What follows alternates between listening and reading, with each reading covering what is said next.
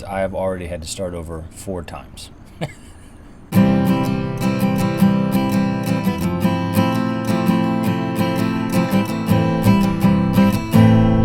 Hey, welcome back to the podcast, man. I am the host and founder, Garrett Hines. And man, I have a great show for today. It's great in part because I have already had to start over 4 times. I say that out loud because, again, I'm committed to documenting all the good things and all the messiness of making this podcast. Man, in my day job, we had a kind of our big Super Bowl event, right? The big thing that we work all year kind of towards. And it was Friday, and it took a great deal of brain power.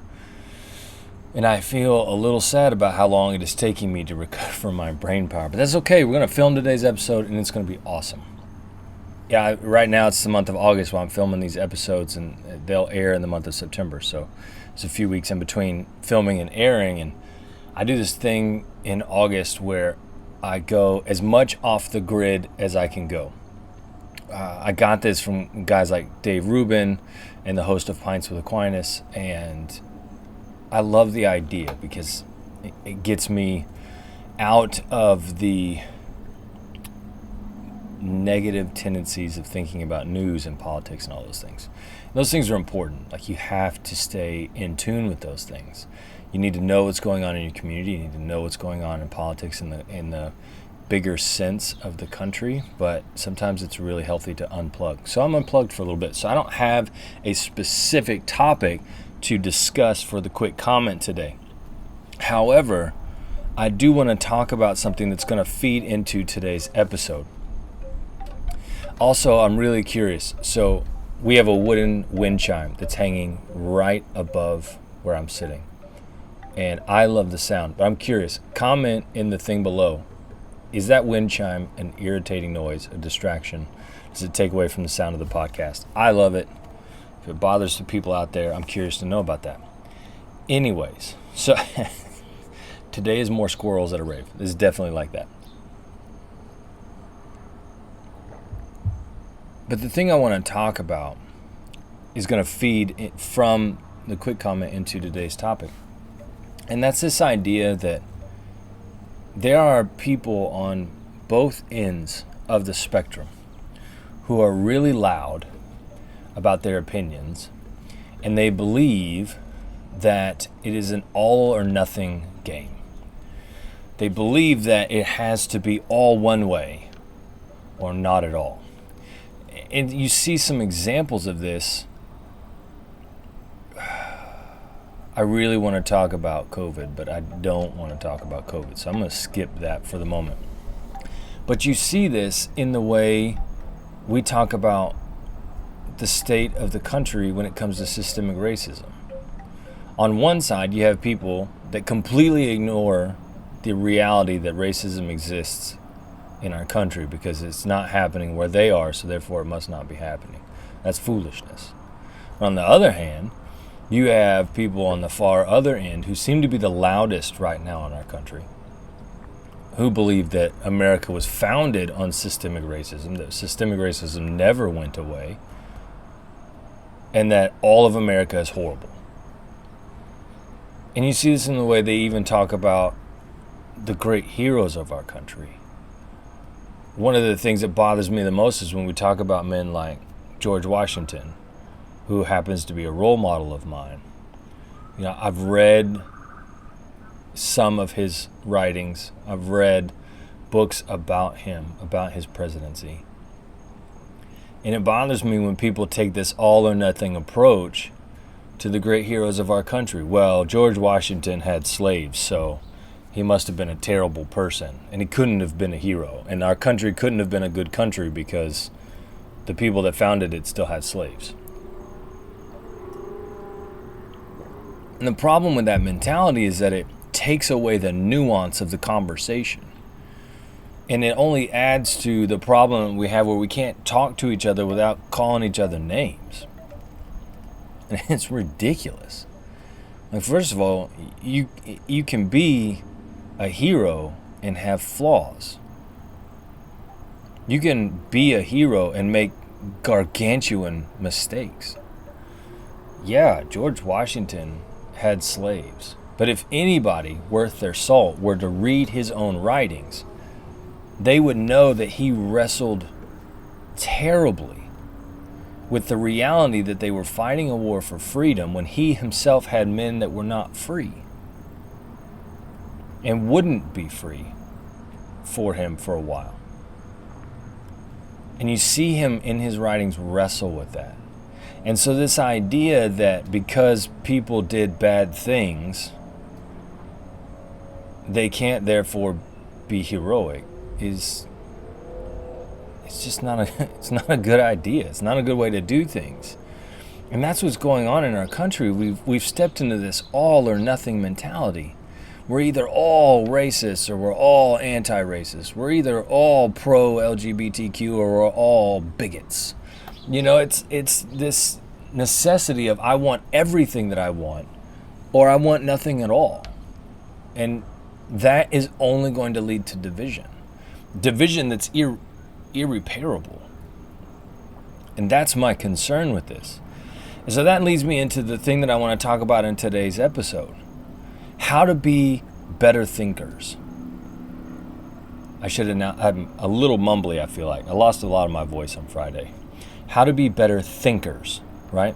Men that think well. And this came up for me because I was talking with a guy, and this memory has been floating around in my brain for a little while, and finally wanted to talk about it.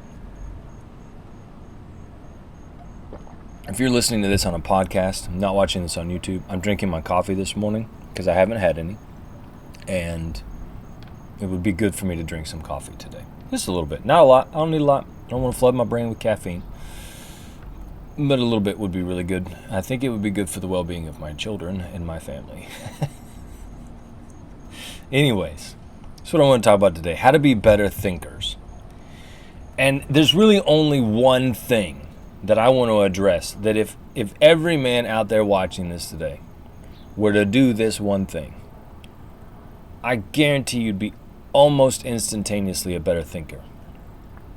Because what it means to be a better thinker means to really dive into a topic and wrestle with it. Right? And so the thing I want to talk about is what's called dualism.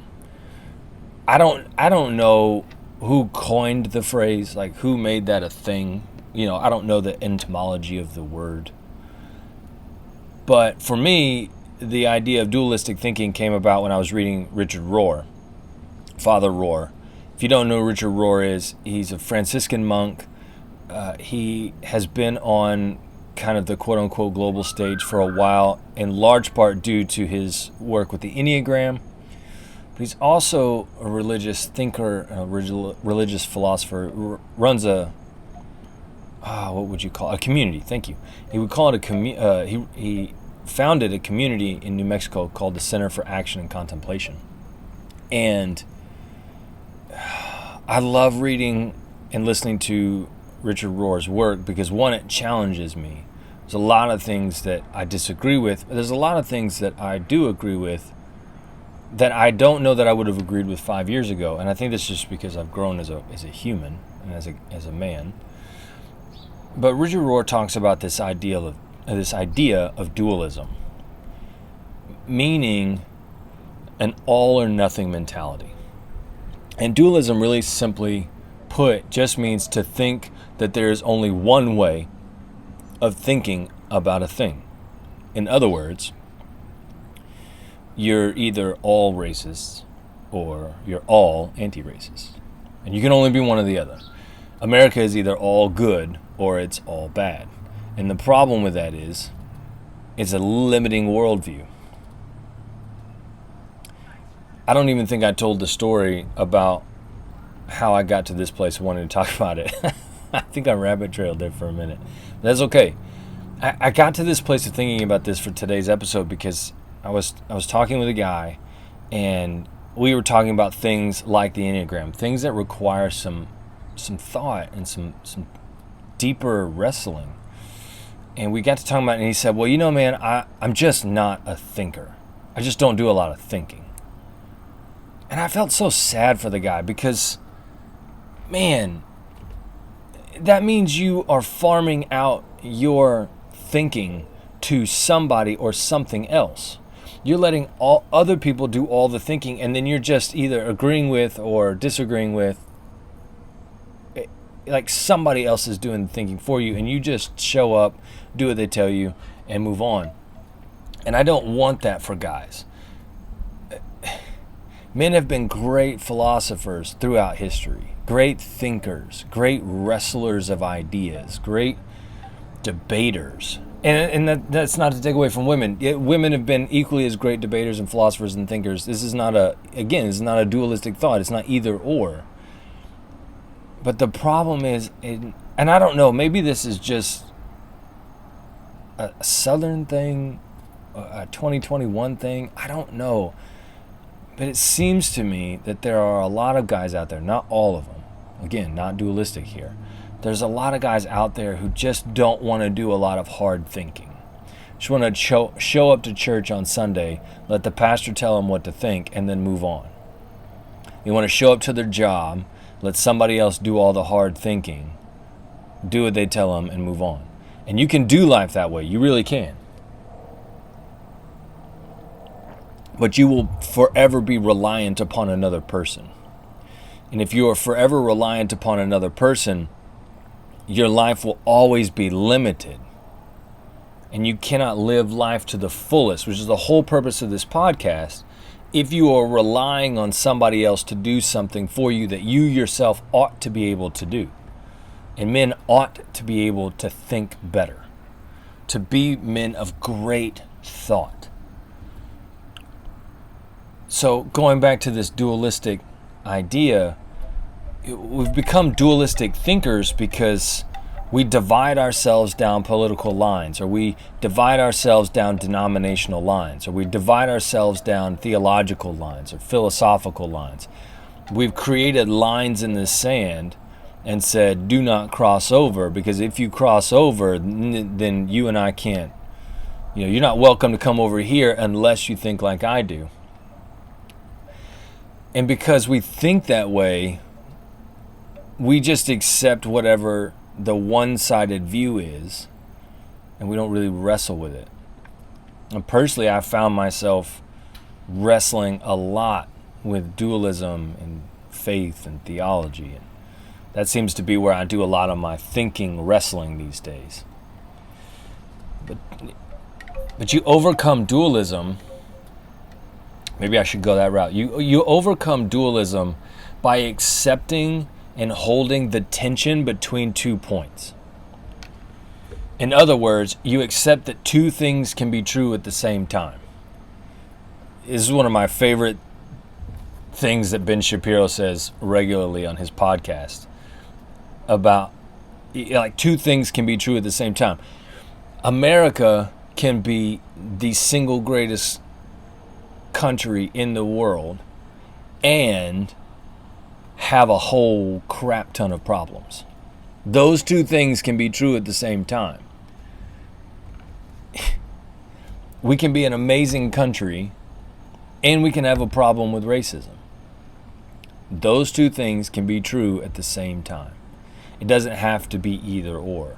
And when people are peddling an either or mentality, you can tell that what they're trying to do is maintain their position of power, maintain their position of authority, so that they can maintain their way of living. Like, think about it. We have all these race baiters out there that want people to side one way or the other. You either join us and think that all of America is terrible and we're going to protest the flag and we're going to kneel and do all of this stuff, and you're either with us or you're against us. It's a horrible way to do life. You can work for the betterment of other people while believing that the country you live in is awesome. I love the way this researcher talked about it. He was on a podcast interview with Jordan Peterson, and it bothers me to no end. I keep forgetting to look up the guy's name, and I keep wanting to talk about it. Anyways, there was a researcher, scientist guy on Jordan Peterson's podcast, and he made this statement. He said, the world is the best it has ever been. It is infinitely better than it was 50 years ago, 100 years ago. And it is a veil of tears compared to what it could be. And that's a beautiful way to encapsulate this idea of non-dualistic thinking. Yes, the world we live in right now is the best it has ever been. I absolutely believe that. And it is a vale of tears, meaning it's not nearly as good as it could be. And I believe that too. We have not even scratched the surface of our potential. But we are so much better off than my great-grandparents were.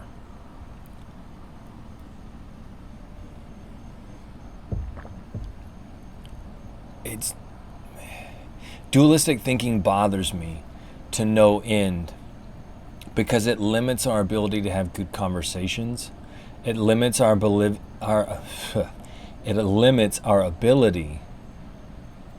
to think about things in such a way as to embrace the reality of the good and the bad at the same time.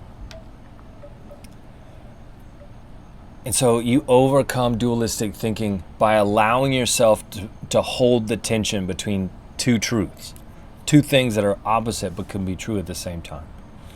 And I think that's where most guys don't want to be. They don't want to sit and hold the tension because it's hard to say that America is fantastic. It's hard to say that I'm a good man and I have problems. It's hard to say that my family is thriving and my family has struggles. It's hard to say I work at a great job and yet our company sucks. It's hard to hold that tension, and most guys today don't have the intestinal fortitude. Not most guys. Maybe I should say a lot of guys. There's a lot of guys out there that don't want to hold the tension because it's uncomfortable. It's hard to hold both of those things, and it's hard to stand in the middle. That's the difficulty. We need more guys who are willing to stand in the center of the disagreement and not get pulled either way. Guys who are willing to say, hey, I'm going to stand right here between these two opposing viewpoints and be the voice for both sides and not get pulled in either direction. Like, that would be a good way to handle dualistic thinking. I feel like I'm squinting a lot. Anyways. If we can let go of our dualistic thought process of either or, then we could have better conversations. We could have better disagreements. Like, that would be wonderful. If we could just have two people debate without calling each other names. If we could have people do an interview and not call the other side some label, that would be spectacular. We could actually have legitimate conversations. So, men, as you're watching this, be wary of those people who are selling an either or mentality. You're either this or you're either that. That's not a guy you want to learn from. That's not a person you want to saddle up next to and do life with. Because those people are only interested in propagating their own viewpoint. And they're only interested in doing what they think ought to be done without any reconciliation to the middle. Just stand on the extreme with me, hold my one-sided viewpoint. And that goes both ways. Like, that's the woke left and the fundamentalist right. Fundamentalism bothers me just as much as wokeism does.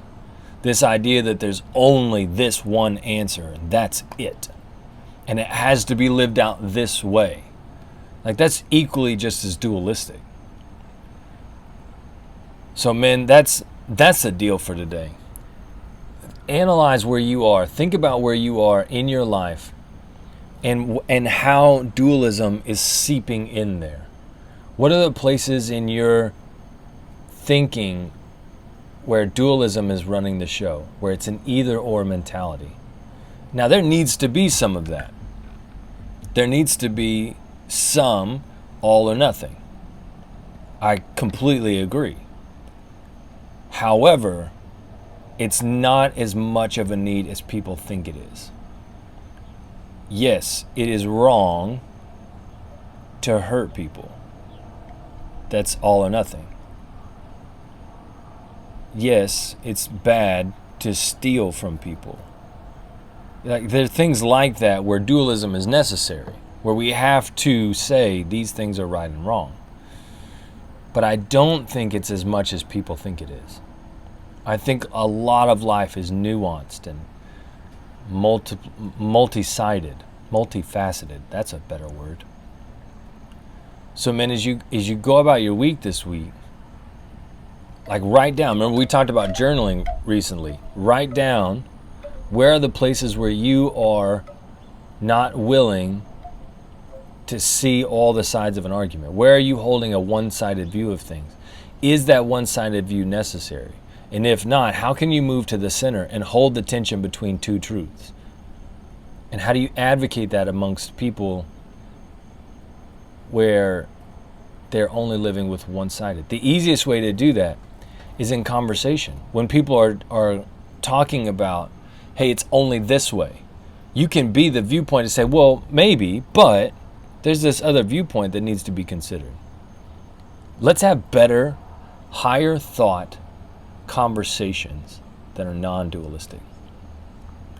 Man, thanks for tuning into the show today. As always, subscribe to the podcast, hit the like button, and most importantly, and I'm going to try and say this more often, share this episode. If you found value in it, if you think those around you will find value in it, share it out there. That analytic to me means more than anything else, because it means you find the show to be useful and you're giving it to other people.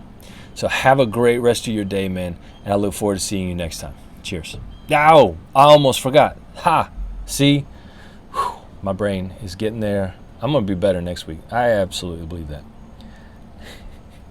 Man, thanks for hanging in as I'm figuring this deal out. It is going to keep getting better. Until next time. This is the part I forgot. Until next time, get out there and live life to the fullest. Cheers, guys.